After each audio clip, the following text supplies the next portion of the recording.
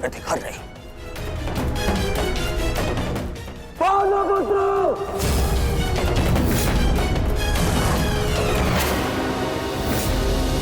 अपने इन 5 भाइयों के निर्मम हत्या का प्रतिशोध लूंगा मैं। किसी एक को भी जीवित नहीं छोड़ूंगा मैं। ये मेरा वचन है। मेरी प्रतिज्ञा मत भूलो दुर्योधन। तो नियति तुम्हारे 5 भाइयों की हुई है, वही नियति तुम्हारे शेष 95 भाइयों की भी होगी। दुर्योधन! मैं ऐसा नहीं छोड़ूंगा। रुक जाइए, ये सही समय नहीं है।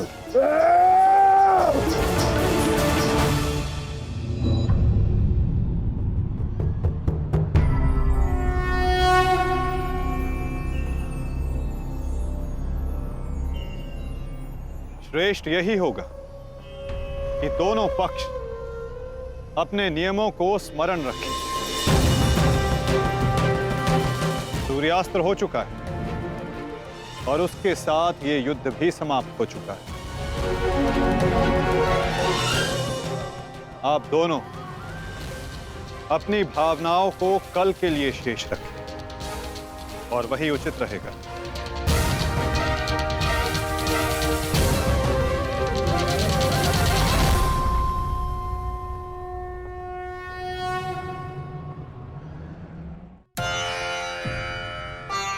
मैं आपको पुनः लौटा रही हूँ महादेव।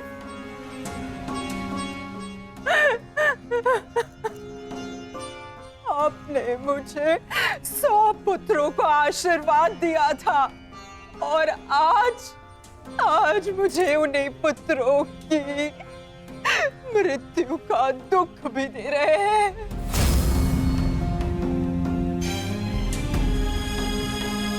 विलाप ना करो गांधारी। युद्ध में मृत्यु होना निश्चित है। कभी स्वयं के पक्ष के योद्धाओं की और कभी विरोधी पक्ष की। ईश्वर को दोष मत दो। ईश्वर का धन्यवाद करो कि तुम्हारे पुत्रों को वीर गति प्राप्त हुई है। आपके मन को समझाने के लिए ये तर्क पर्याप्त हो सकता है आर्य, परंतु मैं क्या करूं? मैं तो एक माता हूं ना। मेरे तप के बदले महादेव ने मुझे ये आशीर्वाद दिया था, तो फिर ये मेरे तप का फल मुझसे कैसे छीन सकते हैं? कैसे आर्य? पूछिए इनसे, इन्होंने ये अनर्थ क्यों होने दिया? जो पहले मुस्कान दी तो फिर बाद में आंखों में अश्रु भर दिए। ऐसे ईश्वर नहीं चाहिए मुझे, नहीं चाहिए।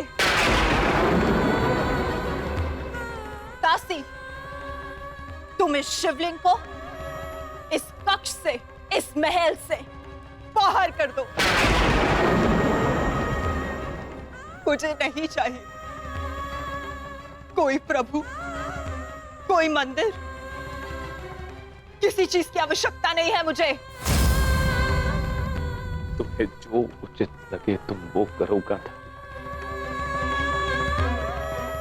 मैं वो करूंगा जो मुझे आवश्यक लगता है।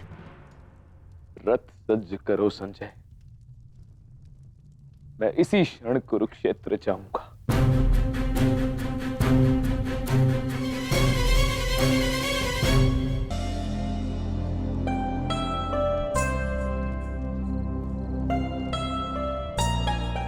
पुत्र,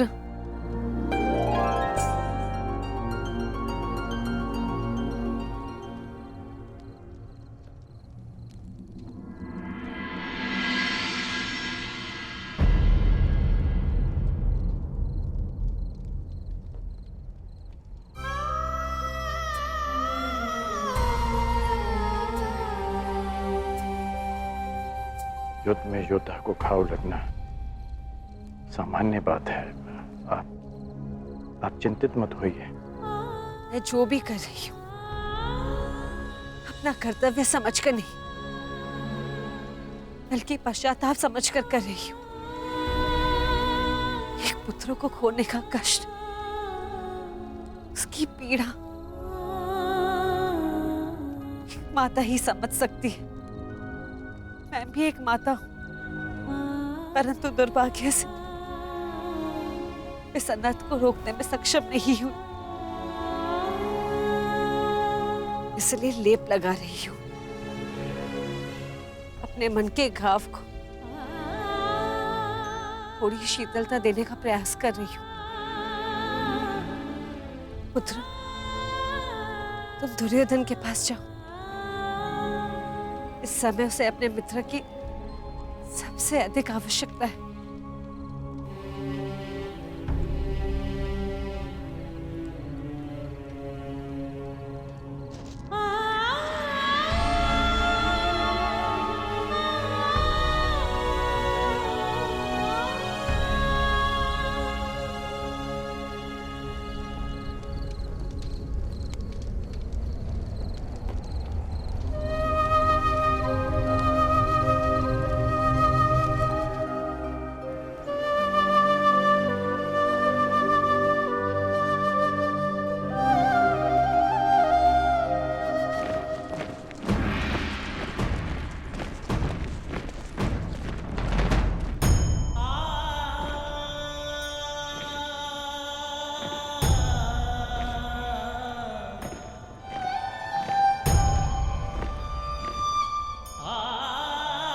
पिताजी,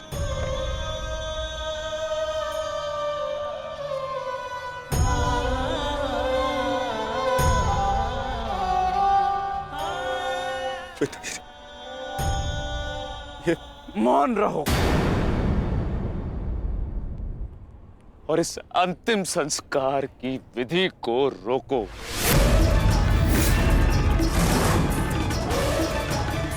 मेरे पुत्रों का अंतिम संस्कार नहीं होगा।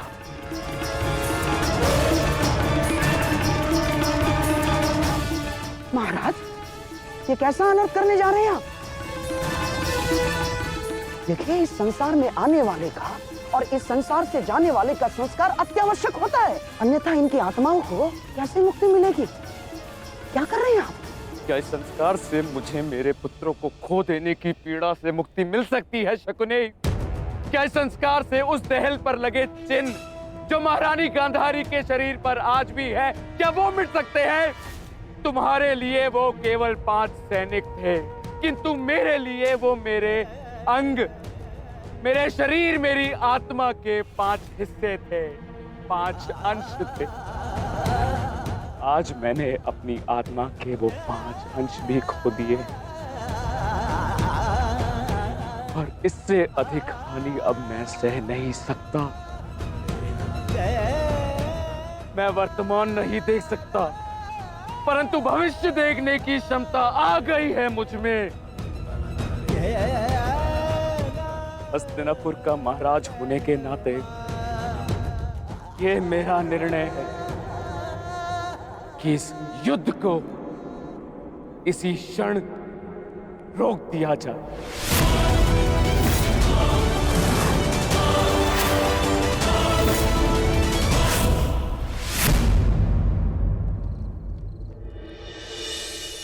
पिताश्री,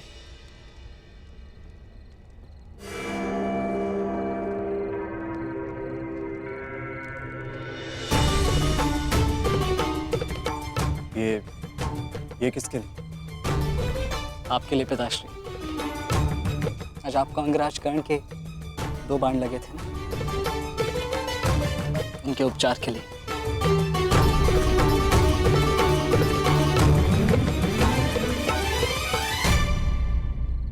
मुझसे अधिक घाव तो तुम्हें लगे हैं पुत्र। मैंने सुना तुम्हारे और दुर्योधन के मध्य हुए द्वंद्व के विषय में।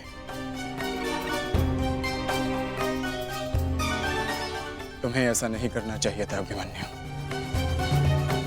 दुर्योधन एक दुर्जय योद्धा है, शक्ति में, अनुभव में, तुमसे कहीं अधिक तुम्हें सावधान रहना चाहिए। पिताश्री उचित कह रहे हैं आर्य।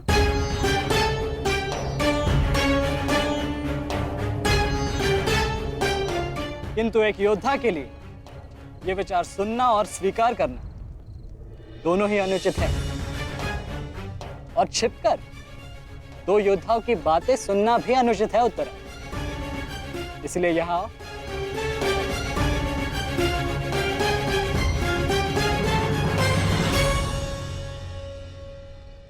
आप ही बताइए पिताश्री, क्या एक पत्नी का अपने पति के लिए चिंता करना अनुचित है?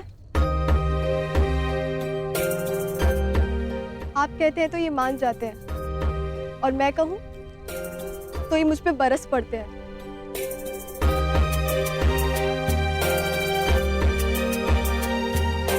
आप ही ने कहा था ना कि काका श्री दुर्योधन के साथ द्वंद्व करना इनके लिए उचित नहीं है।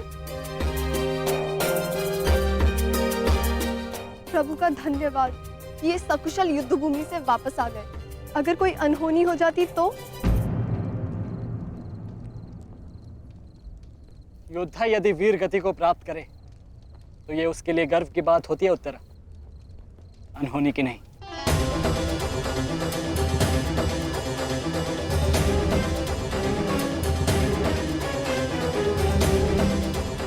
मुझे तुम्हारे साहस और कौशल पर गर्व है पुत्र, परंतु उत्तरा का कहना भी अनुचित नहीं है। प्रत्येक पत्नी को अपने पति की चिंता होती है। उत्तरा केवल तुम्हें सुरक्षित देखना चाहती है पुत्र। और मैं हस्तिनापुर के मधान युवराज का अहंकार तोड़ना चाहता हूं पिताश्री। जब भी रणभूमि में मेरी दृष्टि उन पर पड़ती है तो मेरे कानों में माता द्रौपदी की करुण पुकार गूंजने लगती है, और फिर मैं स्वयं को रोक नहीं पाता। तो आप दोनों पूर्णतः निश्चिंत रहिए।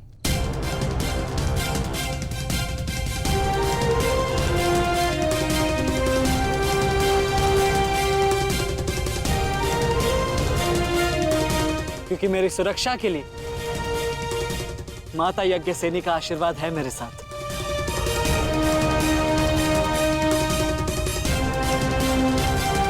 और जब तक ये मेरे साथ है मुझे कुछ नहीं हो सकता।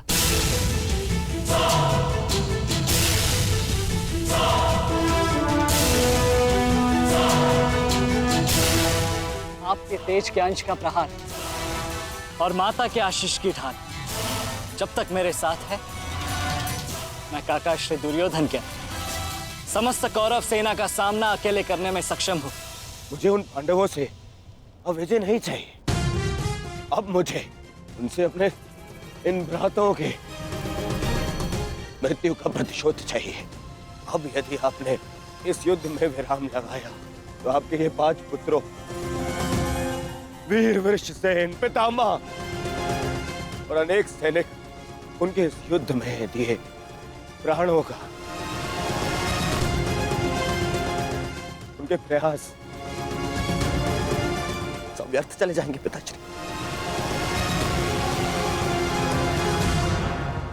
ऐसा मत कीजिए पिताश्री। रक्त के बदले रक्त लूंगा मैं।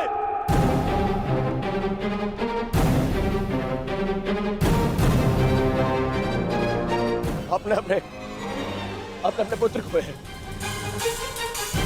वो पांडव अपने पुत्र को के और हम मुझे पाएंगे पिताश्री। मूर्खतापूर्ण बातें मत करो दुर्योधन। पितामह और अपने भाइयों के परिणाम से आने वाले भयानक भविष्य के संकेत को समझो। तुम्हारे होते हुए, गुरु द्रोण के होते हुए, कर्ण के होते हुए मेरे 5 पुत्रों को निर्दयता से मार दिया गया। पुत्रों को खोकर मैंने युद्ध जीत भी लिया, तो भी ये पिता हारा हुआ ही कहलाएगा पुत्र। अब और विनाश मैं नहीं सह सकता। मैं कल ही कुरुक्षेत्र जाकर पांडवों से संधि की याचना करूंगा।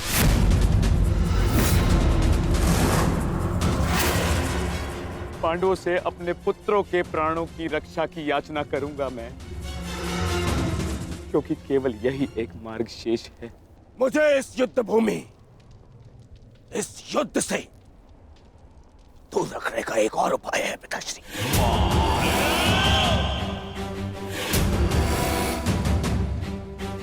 एक और उपाय है।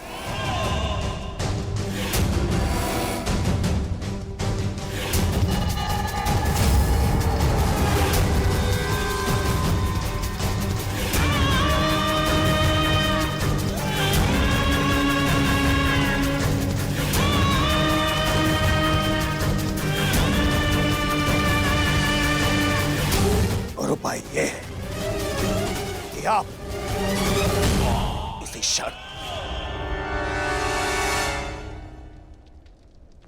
मेरा वध कर दें। अभी मेरे प्राण हर ले, क्योंकि मैं ना संधि करूंगा और ना ही याचना करूंगा उन पांडवों के समक्ष।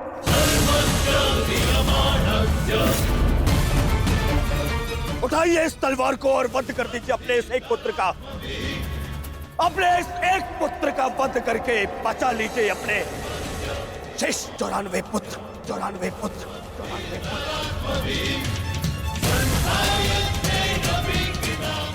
लीजिए और प्रहार करिए मुझ पर। लीजिए, उठाइए इसे और प्रहार करिए अपने इस पुत्र पर, क्योंकि वो अब पांडवों के समक्ष नहीं झुकेगा।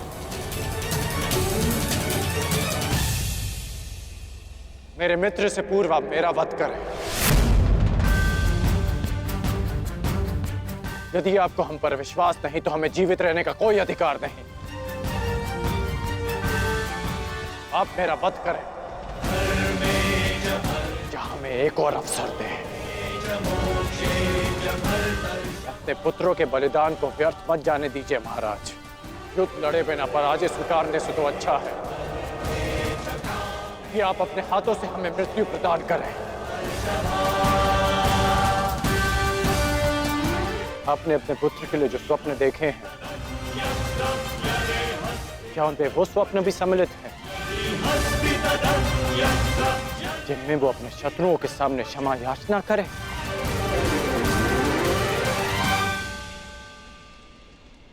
जिसके शीश पर आप सदा सम्राट का मुकुट देखना चाहते हैं, क्या उसके पैरों में बेड़ियां देख पाएंगे आप? यदि हां, तो आप मुझे मृत्यु प्रदान करें, और यदि ना, तो आप मुझे एक अवसर दीजिए। आप हमारे महाराज हैं, हम सब आपके आदेश के अधीन हैं, किंतु आपका ये आदेश हस्तिनापुर और समस्त कौरव वंश के आत्मसम्मान को सदा के लिए नष्ट कर देगा।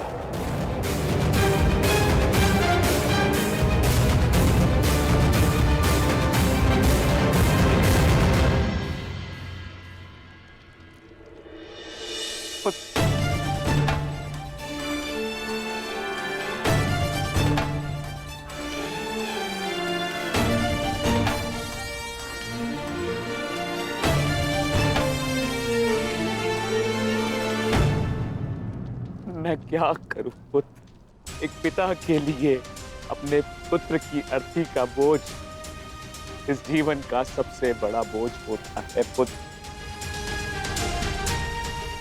परंतु मुझसे ये बोझ सहन नहीं होगा।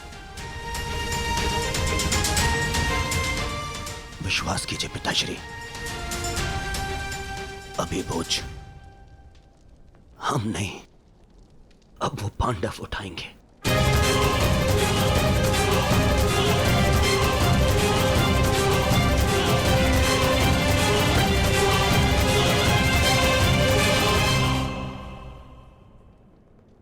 आइए पिताश्री, मेरे वीर भ्राताओं को ससम्मान विदा करें।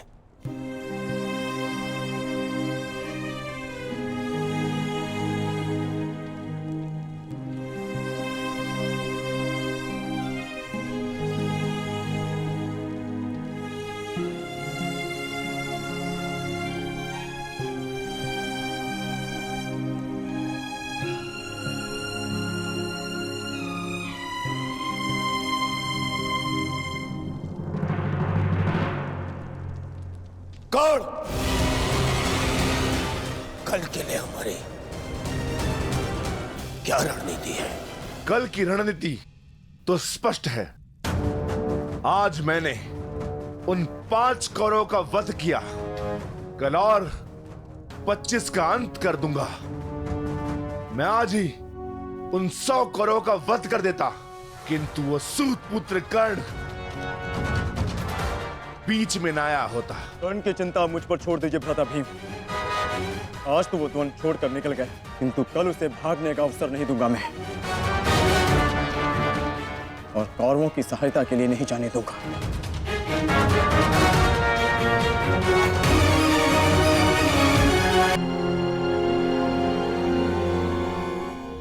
महाभारत का 12वां दिन है कल,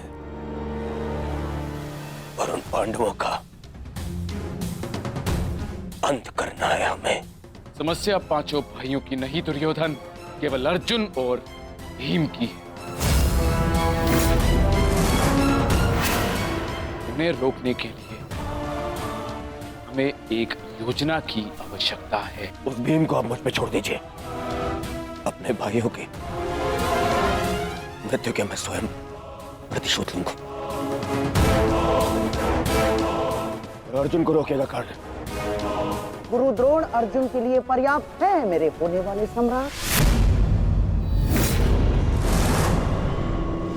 अर्जुन मेरा लक्ष्य है, उसे रोकने में मैं सक्षम हूँ। तुम्हारे कौशल और सक्षमता पर मुझे कतई संदेह नहीं है अंगराज, परंतु पता नहीं क्यों तुम उसका उपयोग नहीं कर पा रहे हो। नहीं तो आज युद्ध के आरंभ में ही वास्तविक शक्ति का उपयोग करके तुम अर्जुन का अंत कर सकते थे कल, परंतु तुमने ऐसा नहीं किया। आपको तो कुशलता दिखानी थी, परंतु स्मरण रहे ये समय कुशलता दिखाने का नहीं है अंगराज। शीघ्र अतिशीघ्र युद्ध समाप्त करने का है।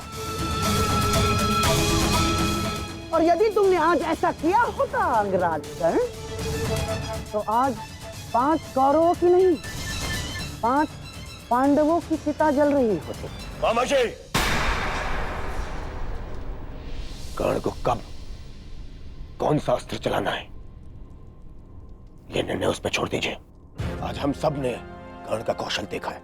मेरे अन्य भ्राता आज सुरक्षित हैं तो वो कर्ण के कारण। अरे परंतु का समय नहीं है मामाश्री, और न ही आरोप प्रत्यारोप का।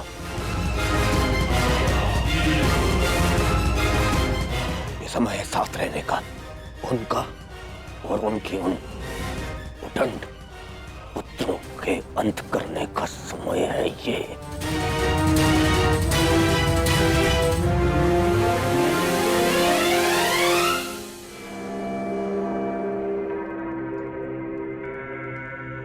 क्या हुआ माधव? आप इतने अशांत प्रतीत क्यों हो रहे?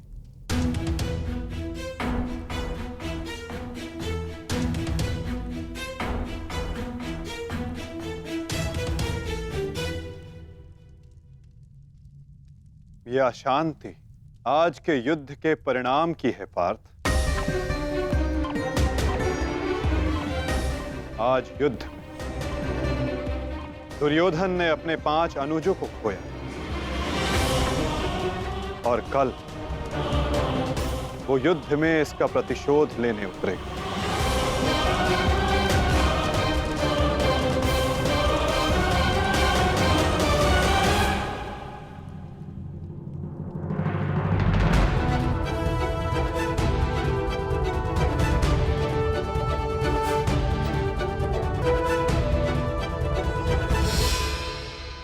आचार्य की व्यूह रचना तुम सुन चुके हो मित्र, तो तुम्हारे मन में कोई विचार है? यदि सेनापति द्रोणाचार्य आज्ञा दें तो मेरे पास एक योजना है। अवश्य कहो अंगराज।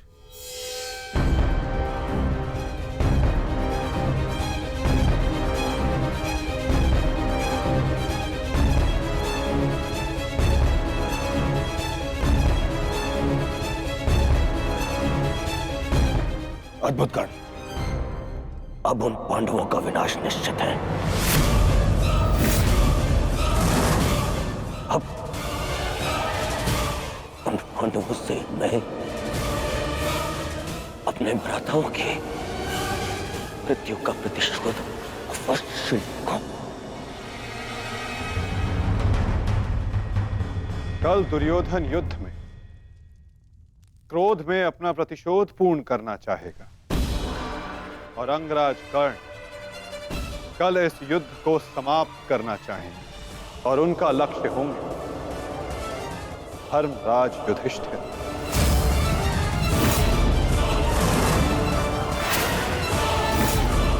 और हम सब का लक्ष्य होगा कौरवों की रणनीति को तोड़ देना।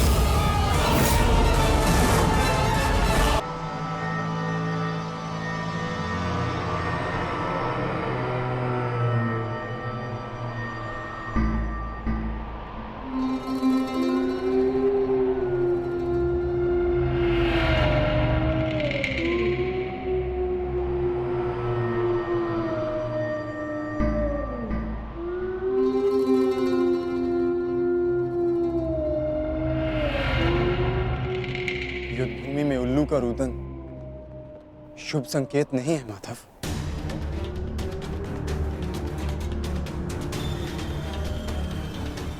हाँ पार्थ, कदाचित आज का दिन ये युद्ध कठिनाइयों से भरा होने वाला है। आज की परिस्थितियों के लिए सज्ज रहना पार्थ।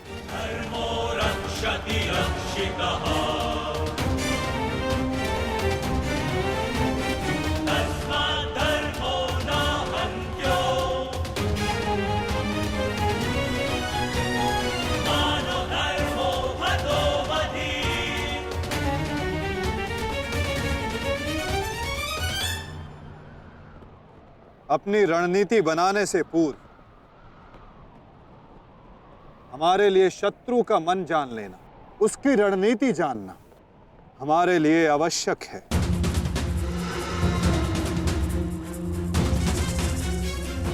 सबको ज्ञात है ना कि आज शत्रु का लक्ष्य क्या होगा? युधिष्ठिर को बंदी बनाना हमारा आज का लक्ष्य होगा।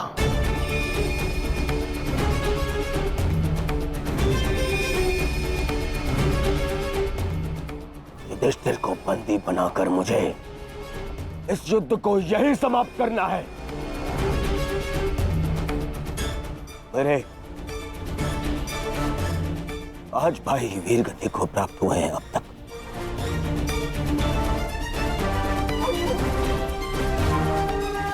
श्रद्धांजलि श्रद्धांजलि देनी है मुझे उन्हें।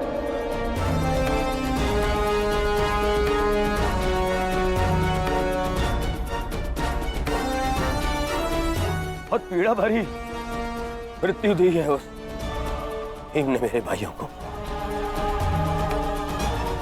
इन पांडवों को इतनी पीड़ा दूंगा कि अपनी मृत्यु की भिक्षा मांगेंगे ये मुझसे।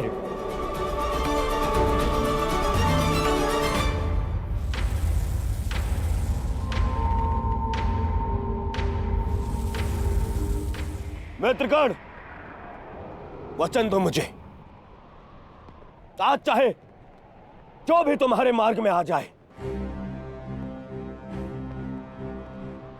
तुम उस पर दया नहीं दिखाओगे। आज चाहे जो कोई भी आ जाए तुम अपना सबसे तीव्र प्रहार उस पर करोगे। वचन दो मुझे मित्र। तुम्हारा आदेश मेरा वचन है मित्र। आज शत्रु कर्ण का एक भिन्न रूप देखेंगे।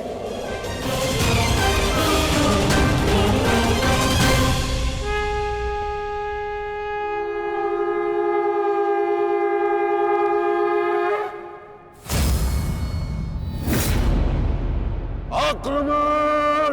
आक्रमण! आक्रमण! आक्रमण!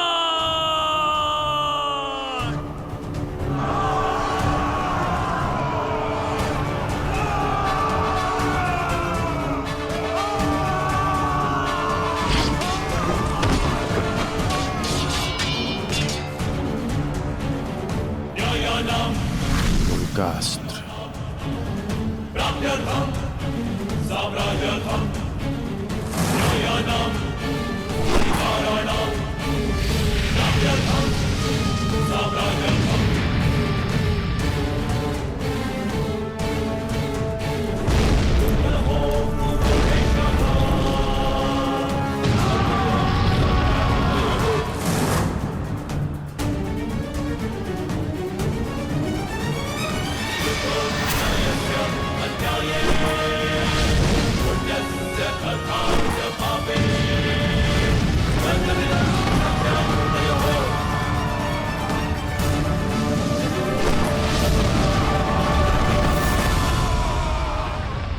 अद्भुत, अद्भुत मित्रगण, अद्भुत। अपना मार्ग ज्ञात है ना सभी को?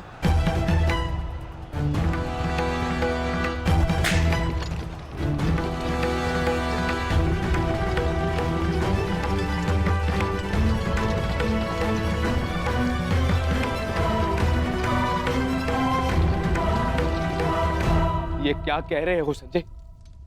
युधिष्ठिर सेना के पिछले भाग की ओर बढ़ रहा है।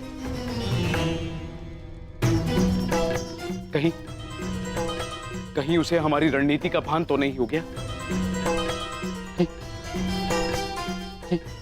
कौरव युधिष्ठिर को बंदी बनाना चाहते हैं?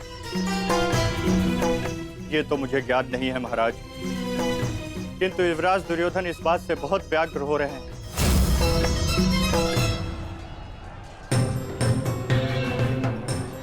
अवश्य इन पांडवों को हमारी रणनीति का ज्ञात है, इसीलिए भीम एक और हमारी सेना को भ्रमित कर रहा है और युधिष्ठिर पीछे जा रहा है। मित्रगण, तुम जाओ, युधिष्ठिर के पीछे तुम जाओ और जाकर उसे बंदी बनाओ। युधिष्ठिर को बंदी बनाना हमारे लिए बहुत आवश्यक है। जाओ मित्र। परंतु मित्र, मैंने महाराज को वचन दिया कि आज किसी भी कौरव के प्राण नहीं जाएंगे। मुझे उस वचन को भी निभाना है मित्र। उसके लिए हम सब हैं यहाँ। युधिष्ठिर तुम्हारे सामने एक दुर्बल योद्धा है, तुम उसे आसानी से बंदी बना सकते हो मित्र। उसे बंदी बनाते ही ये युद्ध यहीं समाप्त हो जाएगा और मेरे भाइयों की रक्षा भी। मुझे ये युद्ध यहीं समाप्त चाहिए। कर्ण, जाओ आगे। ठीक है मित्र, परंतु मेरी योजना स्मरण रखना। मुझे तुम्हारी योजना स्मरण रहेगी मित्र। आगे बढ़ो। तब से युधिष्ठिर के रथ की ओर तीव्र गति से आगे बढ़ो।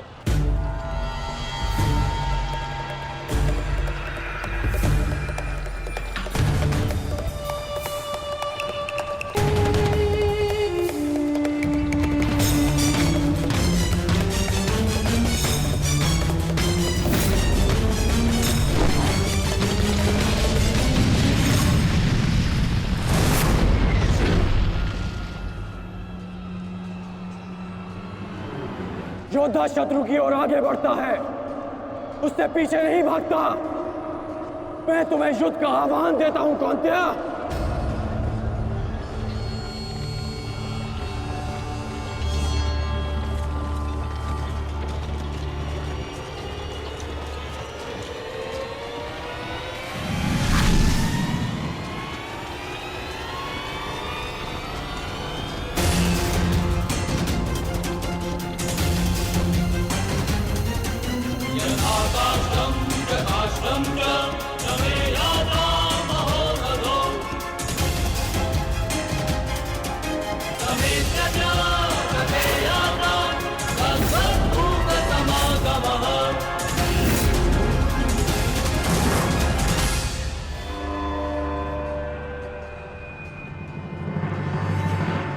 कौन्तेय तुम्हारा आवाहन स्वीकार करता है।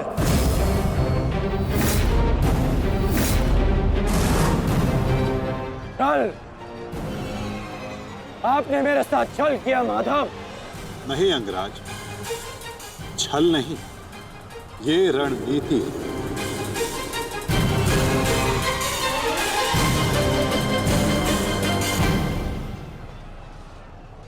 ये युधिष्ठिर का रथ है और इस पर युधिष्ठिर को विराजमान होना चाहिए था। वो तुम्हारी भूल है अंगराज, क्योंकि तुमने रथ को नहीं, रथी को युद्ध के लिए ललकारा है।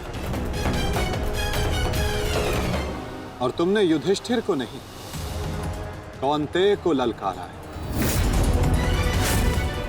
युद्ध का आवाहन दिया और उसने तुम्हारे इस युद्ध के आवाहन को स्वीकार किया है कर्ण। तुम सदैव मुझसे द्वंद्व करने का अवसर ढूंढते रहे हो कर्ण।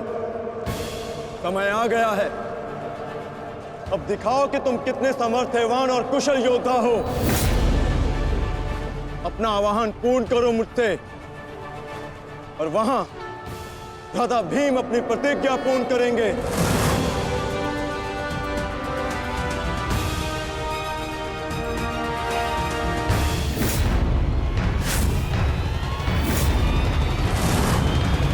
आज मैं 95 कौरवों का अंत कर दूंगा। पांचाली को दिया हुआ वचन और कुरु सभा में ली हुई प्रतिज्ञा आज दोनों ही पूर्ण हो जाएंगे। तुम आगे बढ़ो भीम, तुम्हारे मार्ग की बाधा हम दूर करते हैं, आगे बढ़ो।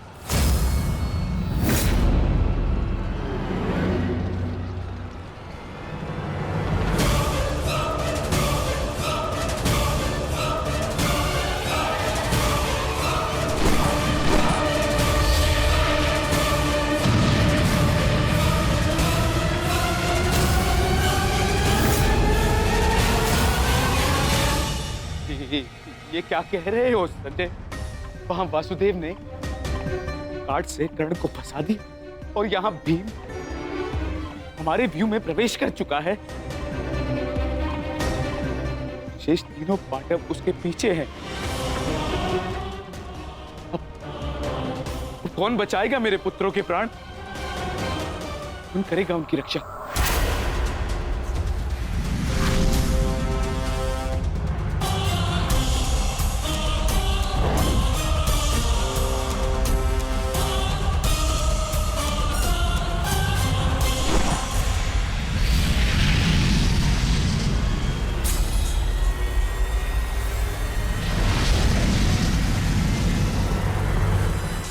का संकेत है।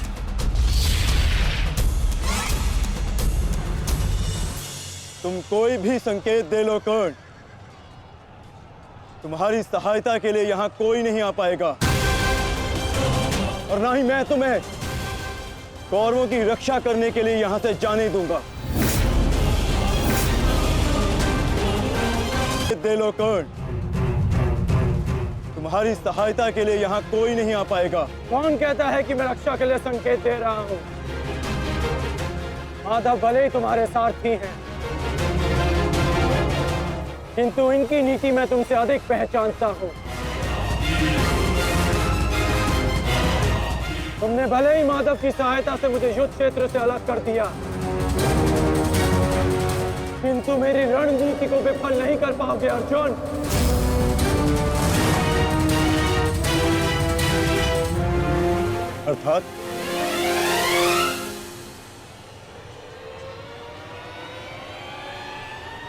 अर्थात मैं तुम्हारी रणनीति में नहीं,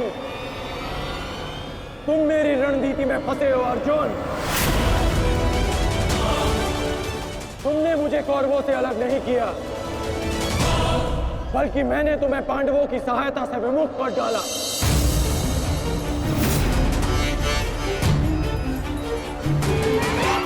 अब तुम भीम की सहायता नहीं कर पाओगे अर्जुन, और भीम किसी कौरव का वध नहीं कर पाएगा।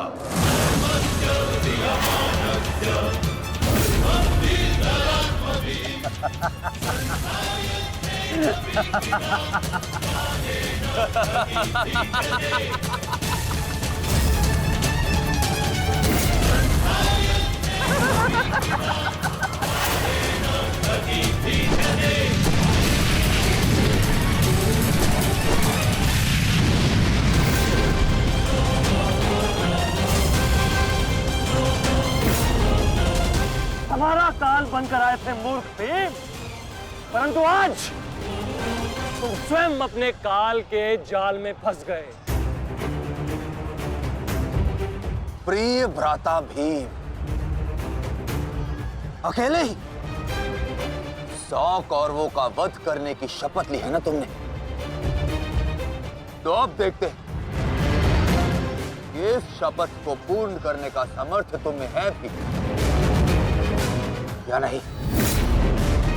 प्रतिज्ञा पूर्ण करना चाहते थे ना गदाधारी? इस प्रतिज्ञा को पूर्ण करने के लिए तुम्हें अब अगला जन्म लेना होगा, क्योंकि इस जन्म में तुम्हें मरना होगा गदाधारी।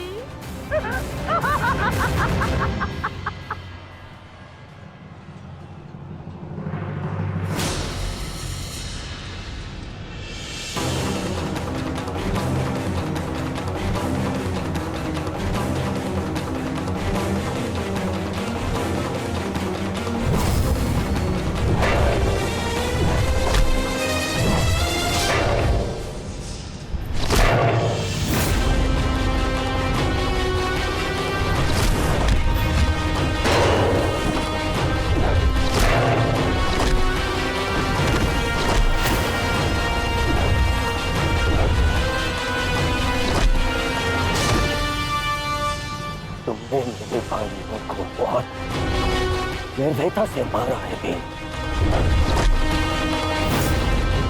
आज मैं तुम्हारे लहू से उनका तर्पण करूंगा। और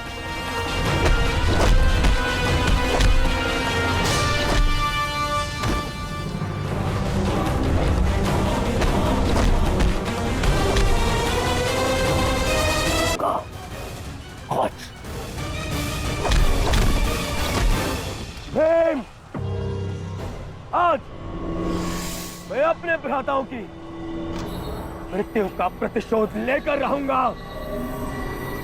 सावधान!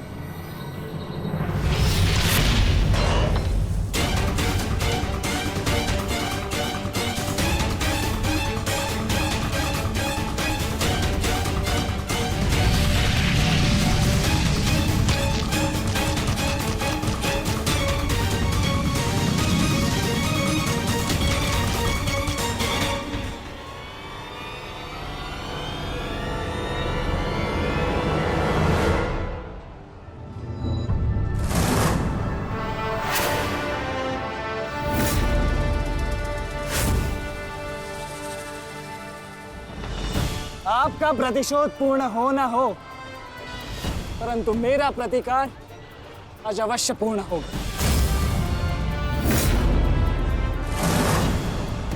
अभिमन्यु, 2 योद्धाओं के बीच में आना युद्ध नियमों के विरुद्ध।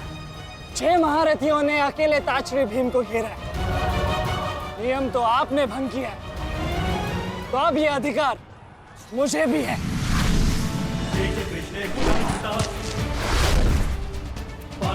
अभिमन्यु!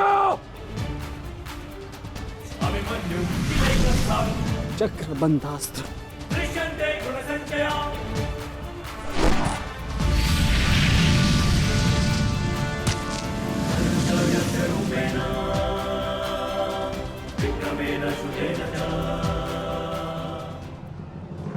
अभिमन्यु,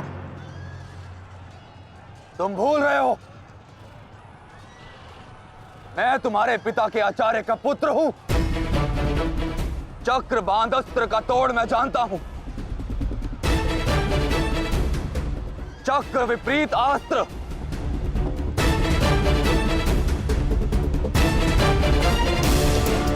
भूल तो आप रहे हैं महारथी। विपरीत अस्त्र तभी कार्य करता है जब युद्ध नीति गत हो। एक योद्धा पर आप सभी ने आक्रमण कर युद्ध नीति भंग की।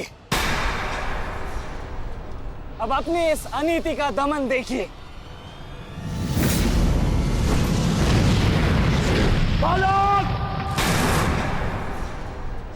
बालक! मेरी शत्रुता तुमसे नहीं है।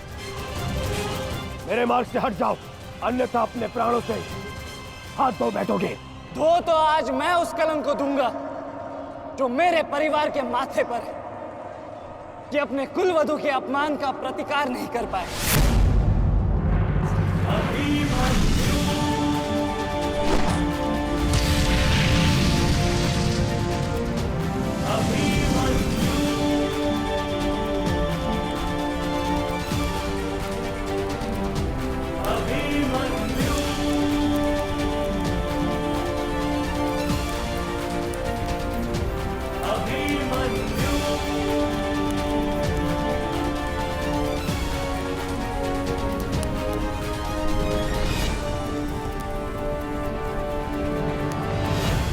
मेरी शत्रुता तुमसे नहीं है, मेरे मार्ग से हट जाओ, अन्यथा अपने प्राणों से हाथ धो बैठोगे। तो आज मैं उस कलंक को दूंगा जो मेरे परिवार के माथे पर है, कि अपने कुलवधु के अपमान का प्रतिकार नहीं कर पाए।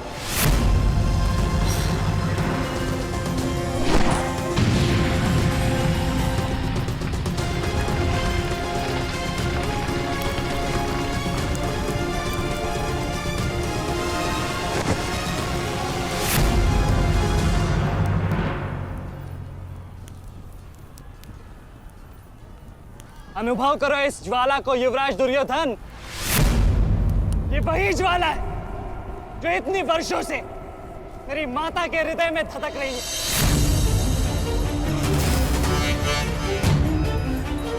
छोटा था मैं बहुत, पर मेरा रोम रोम जल उठता था ये सुनकर कि मेरी माता के साथ क्या हुआ।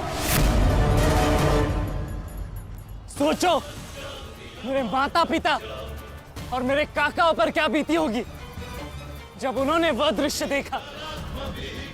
मेरे माता पर क्या बीती होगी जब सहस्त्रों आंखें उनके वस्त्रहीन होते शरीर पर पड़ रही थी। आज मैं आपको उस अपमान का अनुभव कराऊंगा। आपकी पूरी सेना और महारथियों के समक्ष आपका वस्त्र हरण करूंगा और कोई कुछ नहीं कर पाएगा।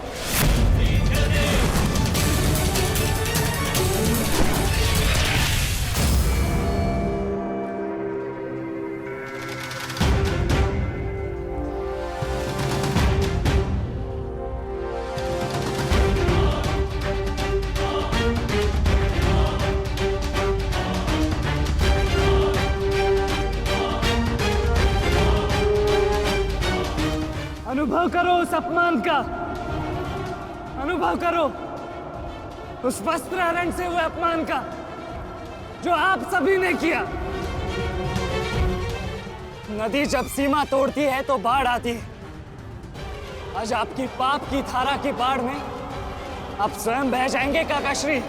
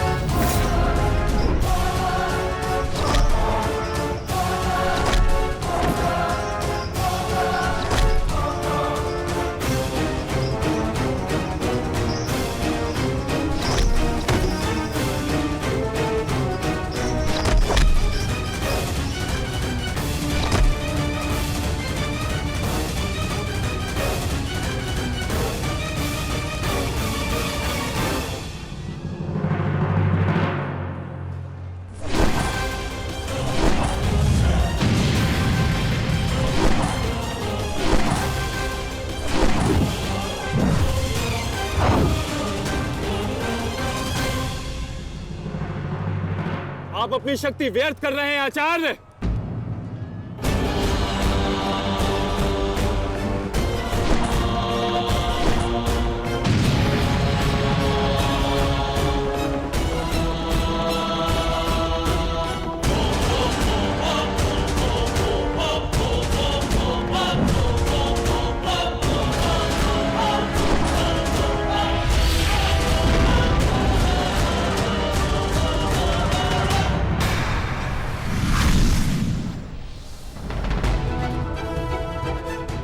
दुर्योधन को मेरी सहायता की आवश्यकता है।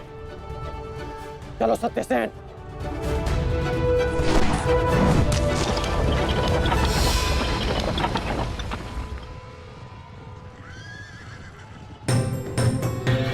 कहां चले अंगराज? मैं जानता हूं कि तुम्हारे मित्र पे आए संकट का संदेश तुम्हें मिल चुका है, परंतु मैं तुम्हें जाने नहीं दे सकता। तुम कदाचित मुझे रोक सकते थे अर्जुन, परंतु तुमने एक भूल कर दी। तुम अपने रथ पर नहीं हो अर्जुन।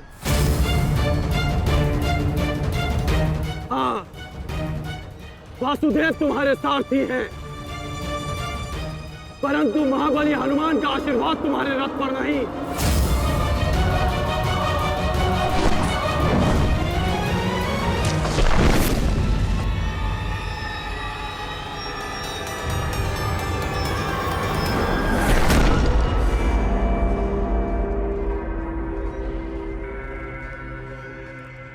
चलो। मैं अभी भी पराजित नहीं हुआ हूं कर्ण। तुम इस प्रकार द्रोण छोड़कर नहीं जा सकते।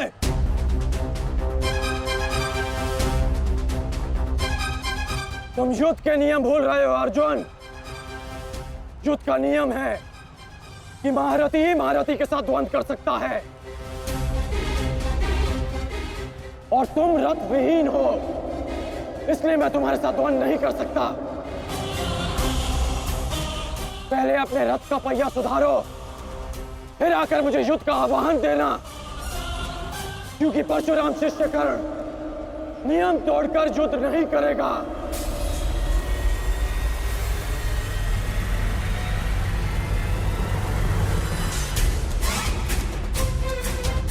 चलो सत्यसेन।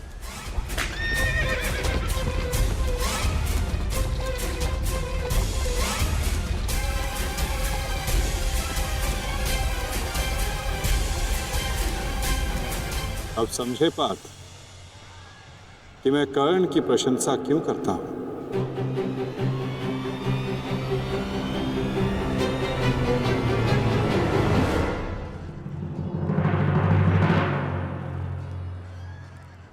मानता हूं कि आपका वध करना काकाश्री की प्रतिज्ञा थी। उनकी प्रतिज्ञा को भंग करने का दंड मैं सह लूंगा, परंतु आज अपनी माता के अपमान का दंड मैं आपको अवश्य दूंगा।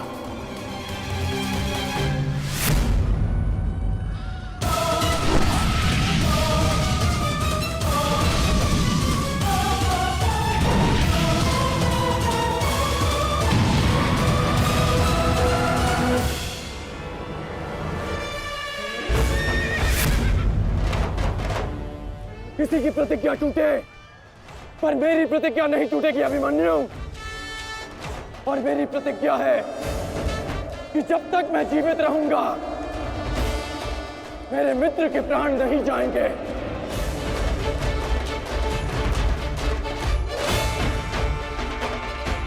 यदि जीवित रहना चाहते हो तो पीछे हट जाओ अभिमन्यु।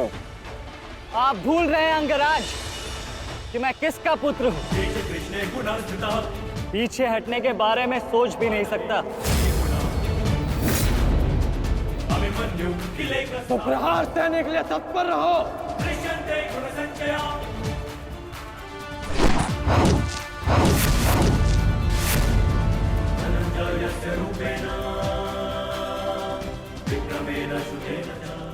ये मेरे लिए पर्याप्त नहीं अंगराज।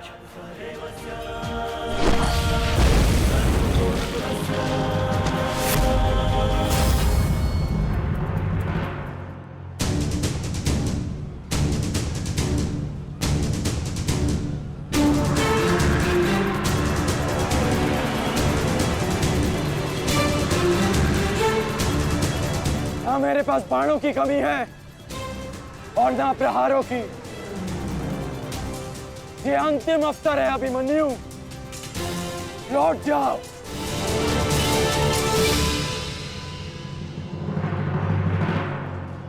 तो मेरे तुनीर में भी उत्तर प्रस्तुत है अंगराज।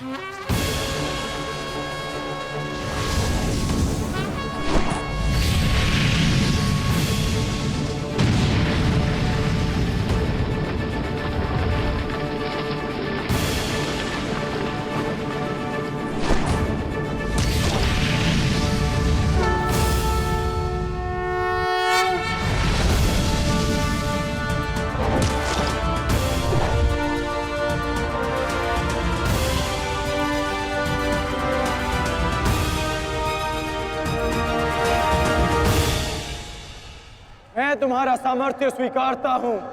तुम एक कुशल योद्धा हो अभिमन्यु,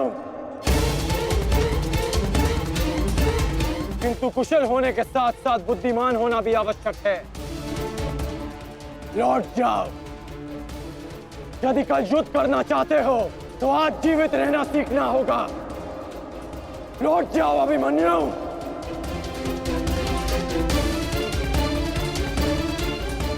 एक योद्धा के लिए आज या कल नहीं होता अंगराज। उसके लिए केवल वो ही पल होता है जिसमें वो मृत्यु के सामने खड़ा होता है। एक वीर योद्धा से सुना था मैं, हे मृत्यु, तैयार यदि तू आने को, प्रसन्न मुखा। द्वार खुला है, तेरा स्वागत, प्रसन्न मुखा।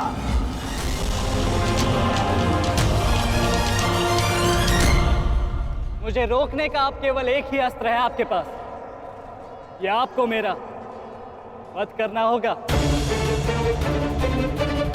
तो लीजिए अंगराज, अपने पुत्र के मृत्यु का प्रतिशोध लीजिए। आपके समक्ष आज वो योद्धा खड़ा है जिसके पिता ने आपके पुत्र का वध किया था। प्रतिकार कीजिए अंगराज। रुके क्यों है? क्योंकि जो पीड़ा मैंने सही, मैं नहीं चाहता कि वो पीड़ा मेरा शत्रु भी सहे। कृष्ण ने अपना विकल्प स्वयं चुना था। वो रणभूमि छोड़कर जा सकता था, परंतु उसने मृत्यु चुनी। गर्व है मुझे तुम जैसे युवा योद्धाओं पर, जो अपना कर्तव्य पूर्ण करने के लिए सदैव तत्पर रहते हैं। मैं जानता हूं कि तुम पीछे नहीं हटने वाले अभिमन्यु, परंतु मुझे भी अपना कर्तव्य पूर्ण करना है।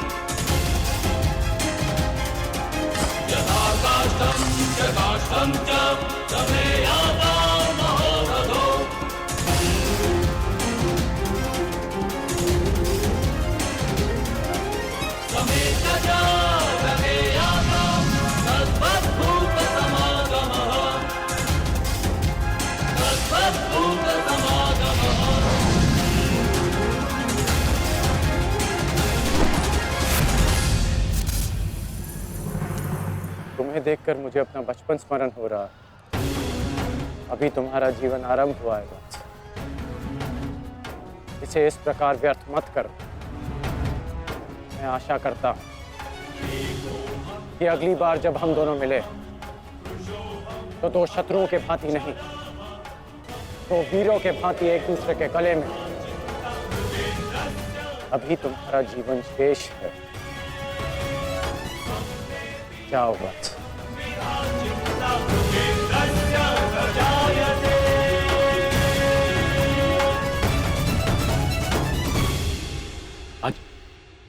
आज कौरवों की